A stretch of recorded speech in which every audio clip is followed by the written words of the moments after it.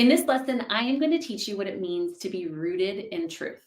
But first, can I just say thank you? Thank you for joining me for another lesson. I know that last lesson was hard. And if you actually did the work, practiced visualizing, listened to my compilation, asked yourself all of those questions, you recognize it's deep waters, but it's so worth it. It's a lot. And I want you to know that I see you and I commend you. And I'm glad that you're here in the next step of the process. Now, keep in mind, this is something that you need to practice over and over and over again. And the goal of visualizing is not for you to become good at it, it's for you to be good at you.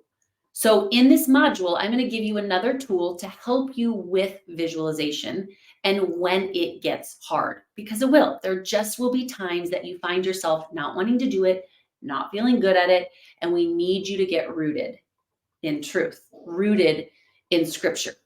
Why is this so important? Well, outside of the obvious and the fact that Scripture as believers is our food, when we're in this process of arising and aligning, after we've spent time visualizing what God has for us or stumbling through the possibilities of maybe what's possible, kind of, sort of, if, all the things that you find yourself doing in that process, sometimes believing it, sometimes not believing it, we have to just find our footing in truth, in Him. We have to find our root system, and that's going to be found in Scripture. Plus, let's be honest, we live in a world that bombards us with facts. The fact is, you have a bad report from the doctor. Fact is, you've lost your job. The fact is, you've had a miscarriage. The fact is, you have $0 in your bank account. The fact was, Abraham was 100 years old when Isaac was born. Noah had never built an ark, and it wasn't raining when he started, or even halfway through. David was nearly half the size of Goliath. Some commentaries even suggest that he was 5'7" when Goliath was 10 feet tall. Fact is that Mary was a virgin. The fact, Moses stuttered. Those are facts. So my question to you today is, what's your fact? We all have them. And part of the process is, even in this moment, maybe push pause for just a second and write down, what are your facts? Now, my question to you is, once you recognize your facts, let's say it's a simple process, but simple, stupid, hard, will you live by that fact or will you live by truth? Yeah, but Julia, you don't understand. I've prayed and prayed and prayed, and the fact of the matter is, God is not done. Yeah, but Julia, you don't, no. Repeat after me. God is not done. God is not done. God is not done. God is not done working. And so my question to you is, are you? I would hope that in this lesson, you would learn to let your roots grow down deep into Him and to let your life be built on Him and on His truth. Colossians 2:7 says, then your faith will grow strong in the truth you were taught, and you will overflow with thankfulness. Ephesians 3:16 says, I pray that out of His glorious riches, He may strengthen you with His power through His Spirit in your inner being, so that Christ may dwell in your hearts through faith.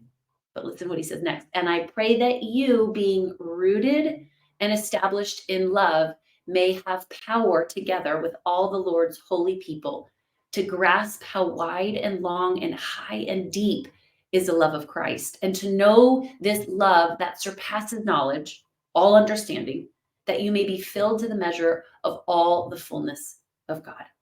Here's what we have to do at this point of the process, is that we have to wade the waters of fact and get in the deep end of truth. You go, well, why can't God just tell me this, Julia? Why can't He just give me the answer? I've heard it said before, God is not Siri. We don't go, hey Siri, do I turn right or left? No, that is not God. That is not what He is about. You go, well, what is He about then? Well, Proverbs 25:2 tells us. It says that it is the glory of God to conceal a matter. To search out a matter is the glory of kings. Another translation that I love says, God is praised for being mysterious.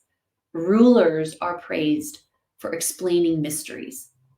The point of this process of getting rooted in truth is not to check it off your list.